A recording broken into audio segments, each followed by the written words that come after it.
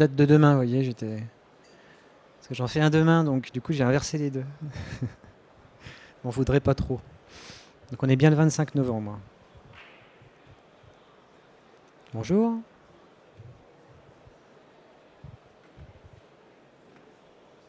C'est tout bon? Ok, merci.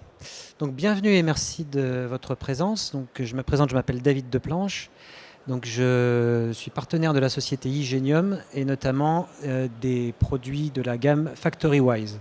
Donc FactoryWise est une gamme de produits IoT, donc Internet of Things, qui va nous permettre, dans le cas précis dont je vais vous parler aujourd'hui, de faire de la récupération de données de terrain, notamment dans des serres de culture, c'est pour ça qu'on parle de serres intelligentes, pour pouvoir piloter et optimiser les rendements de la production qu'il y a dans ces serres intelligentes. Donc un petit mot à propos de FactoryWise, et déjà au niveau des défis que l'on rencontre dans le monitoring agricole traditionnel. Donc vous pouvez vous douter, l'avantage de l'IoT, on va éviter des câblages très coûteux ou très longs, parce qu'en fait on s'aperçoit dans le cas que je vais vous proposer, que je vais vous présenter plus tard, qu'on peut économiser jusqu'à plusieurs kilomètres de câbles. Donc ça veut dire du temps d'installation, ça veut dire beaucoup de coûts, parce que le câble aujourd'hui avec le cuivre est de plus en plus cher.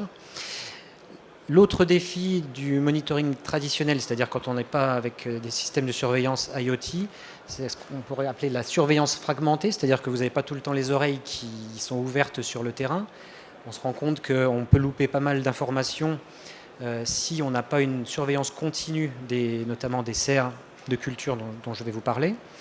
On a aussi également une optimisation grâce à l'IoT, parce que la gestion de l'eau, c'est un vrai défi aujourd'hui. L'eau est une ressource qui se fait rare, comme vous le savez.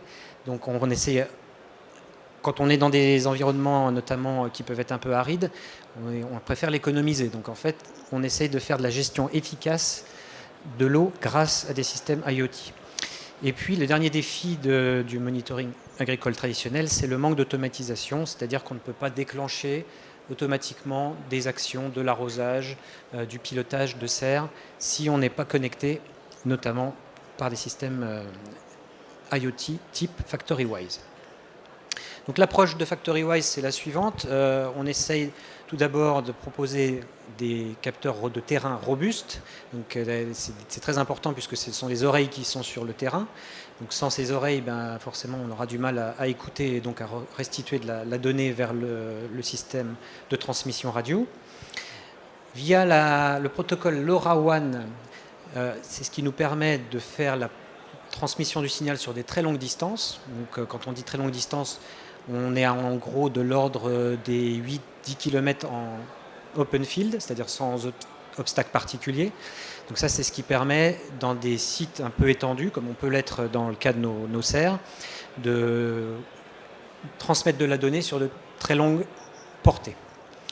Et puis, le dernier aspect de l'approche de FactoryWise, c'est la plateforme de données cloud. Donc en fait, on remontera toutes les données qui sont entendues par les capteurs et transmises par le LoRaWAN jusqu'à la plateforme cloud qui va nous permettre de visualiser ces mêmes informations. Tout ça sans fil en transmission radio. Donc la gamme de produits FactoryWise se compose, on va dire, de trois principaux groupes. Donc vous avez la gamme de capteurs qu'on appelle WiseSense. Alors dans le cas de notre sujet aujourd'hui, ça peut être des capteurs d'humidité, des capteurs d'intensité lumineuse, de température, des capteurs de pesage. Ensuite, nous avons les produits FactoryWise en eux-mêmes, donc la passerelle qu'on appelle FWise XL2, que vous voyez ici au milieu. Donc ça, c'est ce qui va permettre de récupérer la donnée et la transmettre en 4G ou en 5G vers le cloud. Et le FWise S2, qui est ce petit boîtier ici, auquel on va connecter les capteurs de terrain. Donc une fois de plus, vous connectez un capteur de température ou d'humidité dans ce petit boîtier qui, par radio, va l'envoyer vers la passerelle, qui elle-même va ensuite envoyer la data vers le cloud sur des tableaux de bord on peut personnaliser sur la plateforme que l'on appelle Wise Cloud. Donc voilà notre fameux cas d'usage. Donc c'est un immense site de production où on a utilisé sur la droite 4 types différents de capteurs de terrain, donc des capteurs de température, des capteurs d'humidité, d'intensité lumineuse et des capteurs de pesage qui vont récupérer l'eau qui a été injectée dans les serres pour en déduire un drainage et donc une optimisation de la gestion de la pompe, ouverture, fermeture, arrosage ou non. En gros, s'il y a assez d'eau d'un côté récupérée par le capteur de pesage, on n'aura pas besoin d'arroser le cycle suivant. Comme vous pouvez le voir, donc on est sur un site qui est très étendu. Donc dans ce cas-là, on a fait l'économie, je disais tout à l'heure, de 6 km de câbles. Donc c'est quand même pas négligeable. Autant de temps et de personnel pour faire l'installation, parce que quand il faut dérouler du câble sur des longues distances, ça demande pas mal de ressources humaines également. Et donc à chaque petit boîtier que F-Node S2, excusez-moi, que vous voyez ici, vous avez des capteurs de température, d'humidité, ça peut être un des 4 qui sont ici, ou les 4 ensemble. Et donc le système radio va être transmis de chaque nœud de terrain, donc les fameux F-Node, vers la passerelle qui elle-même va faire la transmission vers le cloud.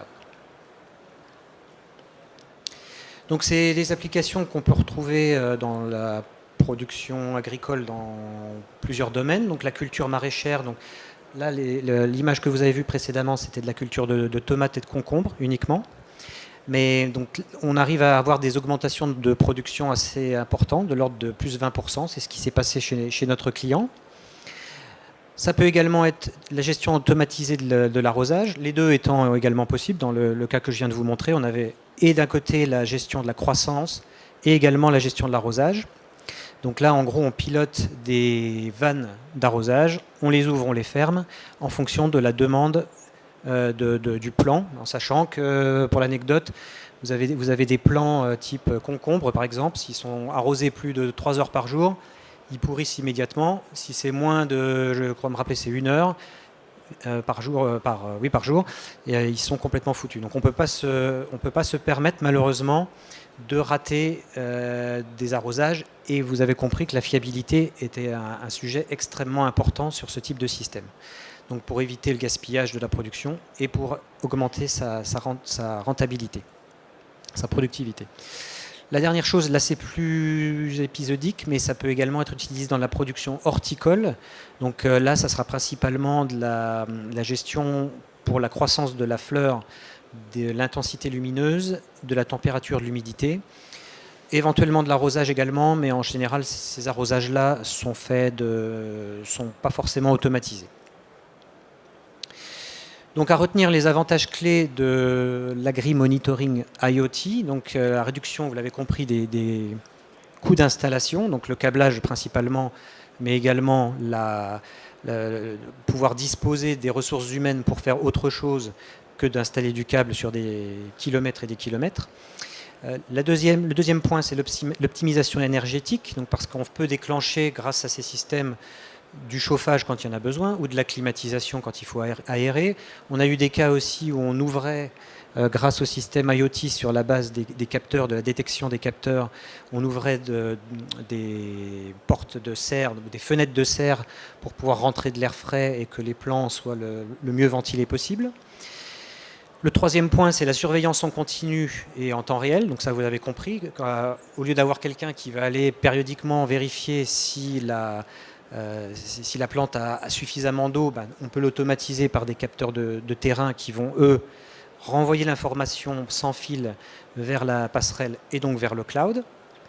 Et on peut également même pousser le concept jusqu'à de la sécurité prédictive des cultures, c'est-à-dire qu'on n'attend pas d'avoir des pannes ou des alertes sur des plants qui sont en train de se dessécher ou qui sont trop arrosés, qui sont en train de pourrir.